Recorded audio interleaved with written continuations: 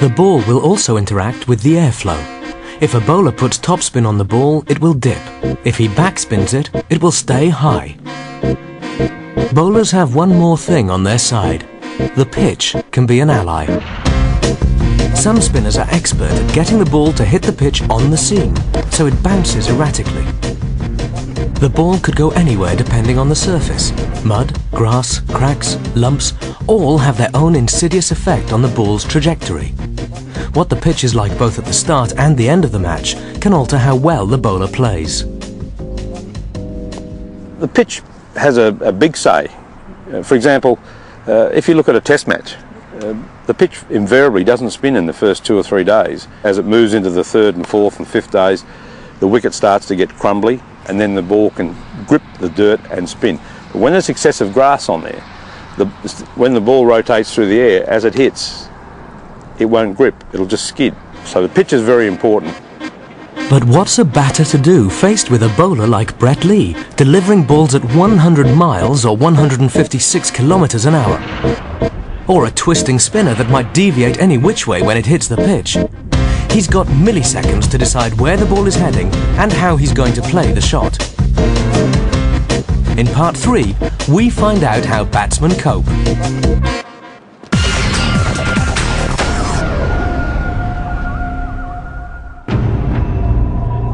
In this gladiatorial contest, one man is at the receiving end, the batsman, and it's a dangerous place to be. Just beautifully bowled, right at the throat. Got straight into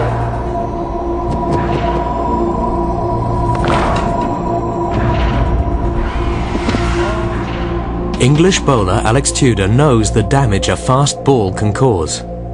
When a ball sometimes is coming at you, be it 80, 90 mile an hour that some of these guys bowl it now, it's pretty frightening. The ball is pretty heavy, 5.5 ounces, coming at you at that pace.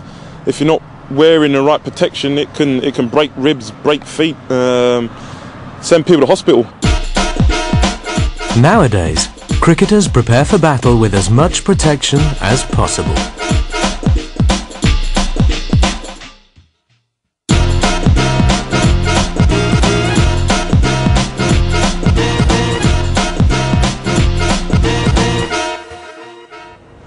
But in the modern game, modern body armour still can't prevent the smallest but most damaging of injuries.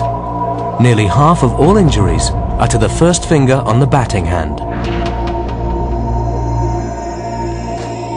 How do batsmen play a ball coming at them at an unpredictable speed, about to bounce wildly off a pitch of uncertain hardness? Terry Jenner explains. If I was facing one of mine, I'd make a lot of runs. But if I was facing a leg spin bowler, play the ball on its merit. Don't preconceive what you think the ball might be. It's the same when you're playing fast bowling. If you think, boy, I think he's about to bowl me a short one, and you start to head that way and it's well pitched up, you're in big trouble. So you should never preconceive what the ball's going to be. If the ball is going to reverse into you, you want to try and get your arms free. So we try and give ourselves room, step away to the leg side, and try and get our arms through in a nice arc, so we're sort of hitting down the ground, sort of to mid on and mid off and wide mid wicket. And then generally when you're bowling in swing, that's where you most probably would see a lot of batsmen trying to aim. Coaches say to try and keep an eye on the ball, but sometimes the ball moves too fast for the human brain to react to it.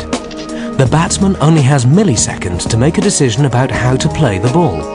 And to hit it accurately, he has to judge where the ball will land to within an area the size of a large postage stamp.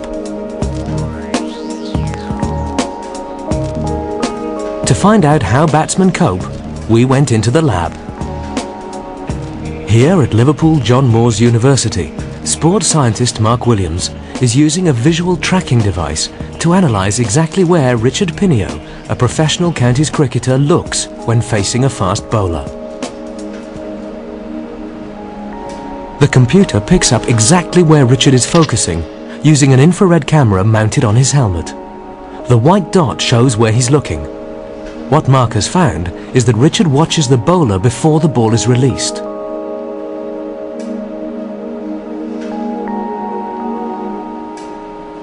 what we found was that batsman is actually very stable in terms of his gaze pattern and tends to fixate primarily on the head and shoulders of the bowler for most of the run-up phase. So this is the kind of midpoint within the run-up, and as you can see, the little white cursor here is fixated primarily on the shoulders and the head region. When watching a fast bowler, he looks at his shoulder region. He can only track the ball for about 200 milliseconds. A very skilled cricketer would then anticipate where he thinks the ball would land.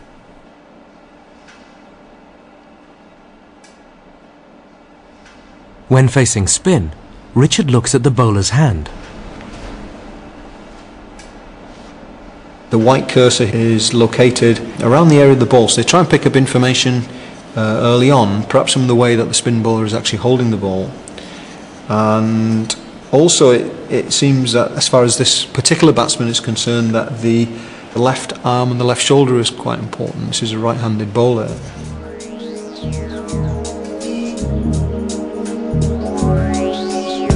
Stanley, an amateur, doesn't always manage to look at the bowler. Perhaps what's happening here is that the novice batsman is really unsure in terms of where he should be fixating, and as a consequence decides to look everywhere to try and extract the important information. According to Mark Williams, a good batsman combines experience, expert hand-eye coordination and phenomenal powers of concentration. But even if the batsman knows roughly where the ball is going to be, what's the best batting technique? Just what I'd like to see you do a little bit more is you're getting your front foot to the pitch of the ball okay, but you've got to transfer your weight. All right, you understand what I mean by... Ex-player turned coach Rick Darling goes through the basics of batting. I want to see you transfer your weight by bending your knee, all right, and hit the ball into the ground. Thank you. Good. You must teach them the basic fundamentals of cricket. All right, now that starts with the grip, with the hands evenly spaced on the handle as such like that, but more importantly the V's. The V I made there with my thumb and forefinger on both hands should be pointing more or less down the back of the bat there, okay? So that's the basic grip. From there we'll move on to the basic stance, which is the bat tucks in here behind the back foot, all right? Feet evenly spaced apart with the knees slightly bent. Very important to have the knees slightly bent because that means you're more evenly balanced. Okay, and from that position I can move forward easily or back